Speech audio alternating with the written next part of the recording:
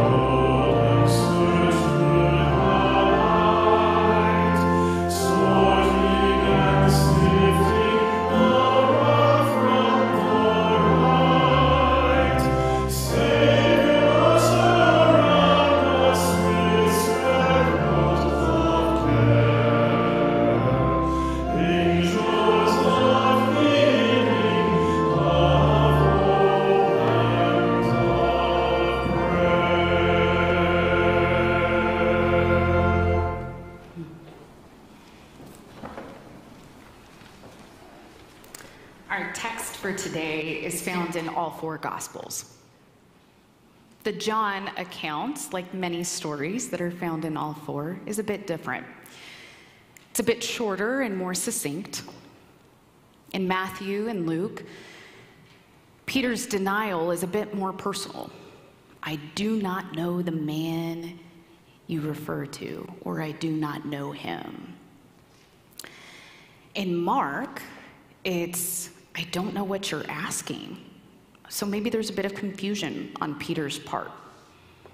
But in all three of those, we're told that Peter wept. And in Matthew and Luke, we are told he wept bitterly. John's text, being shorter, simply has it that Peter is identifying who he is. It's not so much about Christ. He says, I am not, when asked if he is a disciple of Christ. And then it just ends with the cock crowing. We don't know how Peter felt or responded in the John gospel. But in all three, we know that Peter denied Christ, and Peter gets a really bad rap for it. How could you deny Christ? I don't know about you, but Peter was in some trauma and high-stress situation. He was in the garden with Christ. He grabbed a sword and severed somebody's ear off. Even if you were like, I did that, and you felt good about it, that's still pretty traumatic. And then to have your teacher and friend go, we don't do that, and pick up the ear, what? And place it on the man's head, and then be like, fixed. That is a lot to process. And then your teacher and friend is handcuffed and chained and taken away. And somehow, Peter and the other disciple, we're not really sure who, there is speculation that it's the beloved disciple, follow Jesus and the slaves and the police and follow him to the high priest's house. And then Peter's just like this awkward third party who's staying outside the gate and like, what just happened? What am I supposed to do? Do I leave? Do I not? The other disciple's in there. Maybe he can get me in. And then he's let in. And the woman guarding the door is the first to ask him, aren't you one of his disciples too? I am not. And then he goes over to the fire to warm himself and hopes to maybe just see kind of what happens and to maybe make sure Jesus is kept safe the whole time. And as he's warming himself, he's asked again, are you one of the disciples? No, I am not. And then, oh, so awkward, right? Like the relative of the person you severed an ear of recently is like, you look really familiar. Weren't you in the garden? And he's like, I am not. No, I was not. No. But like, that's the relative, and you're like, oh, so awkward. What do I do? And you're just trying to get through the situation, right? Stressful situations provoke our automatic nervous system to engage. Most of us are familiar with two of our automatic nervous system responses, which is fight or flight. Peter already had one of those where he took the sword and cut the guy's ear off. Flight, you run where the other disciples likely chose to go because we are told they are not present in this moment. But after some years in research, we figured out that there's actually two other nervous system responses. Freeze and fawn. I wasn't really familiar with fawn until I studied for this sermon. But I believe it's the one that Peter was in. So, freeze, pretty self-explanatory. You just like freeze. You're like not functioning. You see things happening before you, but you can't engage, right? Fawning is where you do anything to appease the scenario or people around you to survive or get through it. I think that's what we see Peter doing here, right? Because if he just froze, that may have caused even more suspicion. And he's just trying to survive because he's like, my friend and teacher was arrested, and Who knows where the other disciple is? Thanks, other disciple. He's just left Peter by himself. And Peter's like, I have no one. I'm surrounded by people who could kill me or arrest me. I don't know what to do. So maybe if I just say things to appease them, it'll all go away. And it does. So it worked for Peter. Sometimes we get really angry at our automatic nervous system responses, right? But they save us, they protect us, they get us through traumatic scenarios. Maybe flip the narrative of how could I have done this? Why didn't I stand up for it? Why didn't I do this? And maybe see it as, whoa, my body's really amazing and took care of me in a really stressful scenario. That's really cool. Thanks, body. So why am I bringing up the 4 automatic nervous responses in a sermon? Y'all, we have been through it. 2 years of a pandemic, social unrest, in addition to everything else you've personally been going through, your automatic nervous system hasn't been able to really shut down. And so you may be acting and reacting in ways that aren't your normal, or not ways that you want to react. Peter didn't want to deny Christ. It's not like he's like, well, Jesus told me to, so I'm gonna. No, he was in the moment. He was acting just as he knew how. And so have we. The pandemic, even if you don't think it's been stressful for you, I'm gonna venture it's maybe been stressful for us, right? We've normalized that stress too. So we've been at low-grade stress for 2 years. I don't know about you, but I'm tired. I also became a mom twice in that 2-year pandemic. I am tired. And so with that, I'm aware that my reactions to things aren't how I'd normally like them to be, right? I'm not always in fight mode, but man, do I get defensive sometimes. So this may play out for you this way. Somebody says something about one of the safety measures, and you're like, that is not the case. I just read a recent article, and that article said da da da da da, and I am right, and you are wrong, and I am the one who is correct. Fight mode. You might not actually be using your fists, which congratulations, because sometimes that also feels like you want to, but you might use your words. Yeah? Flight.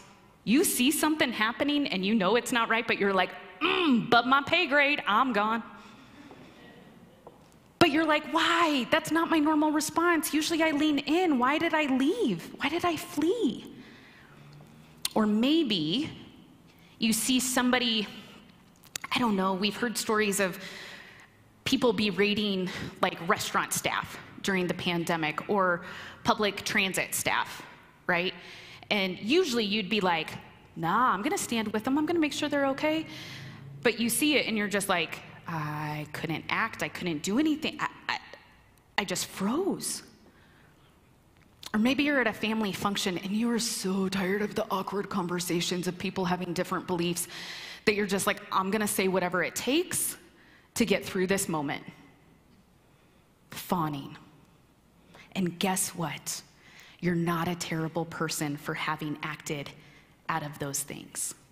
You are human, right? The last 2 years have been a lot. You've survived. Hello, that's amazing. And some of the ways you survived may not be the things you're most proud of. Maybe you responded in ways that you said you never would.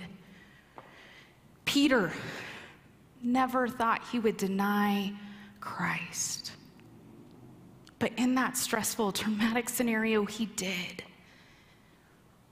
But what if he could have seen his reaction with grace and humble curiosity and said, why did I deny Christ? Maybe he could have seen that by making it out alive, he could carry on the gospel and be gracious to himself. I don't know if it would have actually changed how he acted in that moment. It could have. But I think it would have taken more work for him to respond differently in that space, surrounded by those who had arrested his friend. But I do think if he knew that his body was protecting him in that moment, he could see that he could work to repair it. Doesn't mean it has to be perfect, but he could have seen that he had the chance to continue and fix relationships. And Christ does that for him. We're told that when Jesus has risen from the dead, and I know I'm jumping in Lent, but you know how the story ends. After Jesus has risen from the dead and he is with the disciples, he asks Peter 3 times, "Peter, do you love me?" And each time Peter says, "I do." And he gets discouraged because he doesn't think Christ believes him. But what if he could have seen it differently? That Christ graciously asked him 3 times to repair the 3 times of denial. How loving is that moment? It's not about Peter proving to Christ that Peter loves Christ. Christ knows that Peter loves him. But Christ knew that Peter needed to repair that moment. So he asked him 3 times, "Do you love me?" And Peter gets to say, "I do," 3 times. In our scene, it's not just Peter that we have, though. We have Christ as well. And just as Peter goes through an interrogation, so does Christ. And sure, we can say, well, Christ got through it because he's Christ. But Christ also tended to his wellness throughout the entire ministry, we're told. After stressful scenarios of feeding like 5,000 people or being crowded by people who needed healing, we're told that Christ would go and remove himself to pray and tend to his well-being. And see, that's what happens over time when you learn how you need to function. After high-stress scenarios, it's not like you just go into another high-stress scenario by choice. If you can, you decompress.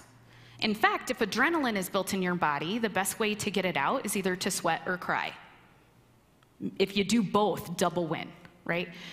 Another really great one is dark chocolate. You think I'm kidding? There's research. So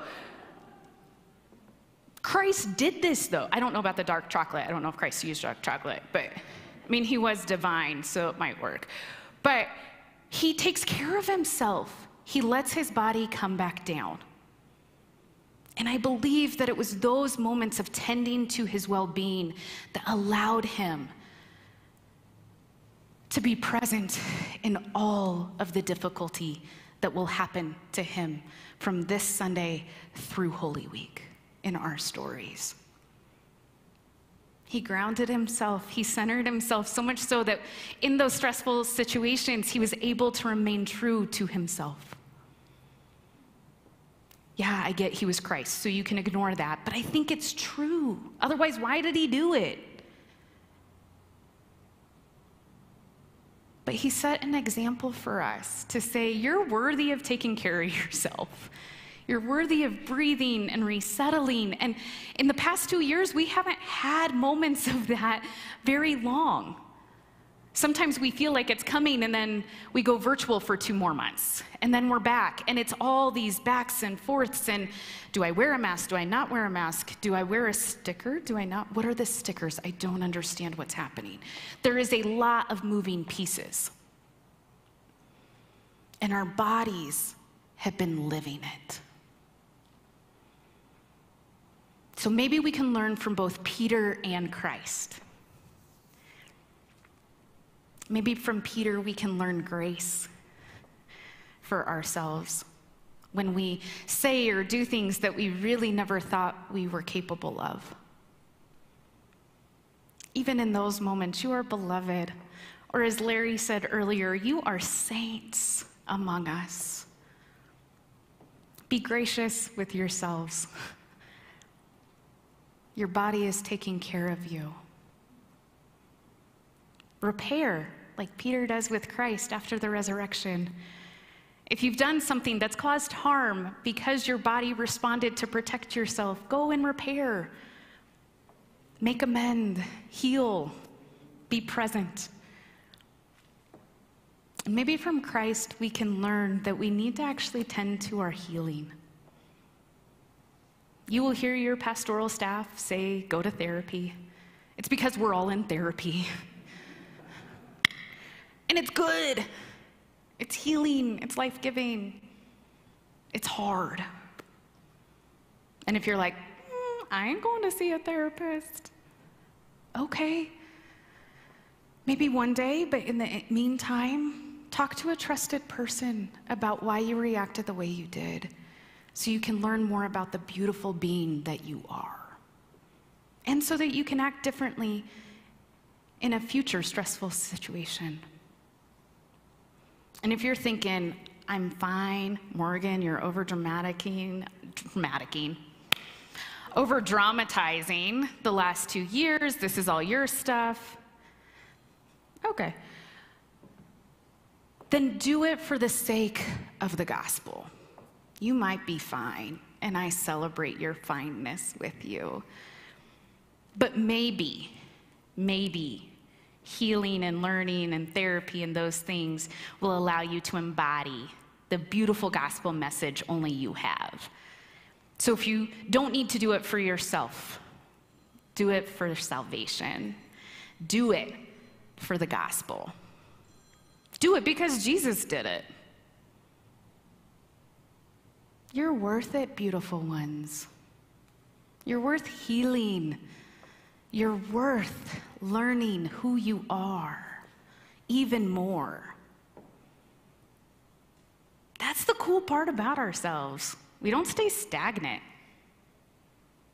We continue to grow and learn. And so learning yourself is a gift. It's not that you aren't self-aware, it's that your awesomeness just got more awesome and you have to learn that new awesome. That's how God made you. That's how Christ was.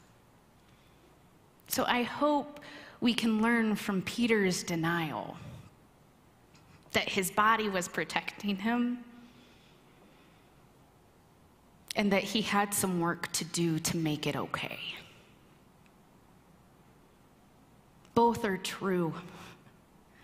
Peter was the beloved when he denied Christ, and Peter was the beloved when he claimed his love for Christ. I pray wherever you are at, that you, in moments where you might say, I am not in connection to the gospel love, I pray that you one day say, I do, and allow healing and repair, just as Peter got. You're worthy of the hard work. I pray you are gracious with yourselves. And I pray all of us give a chance to our nervous systems to reset.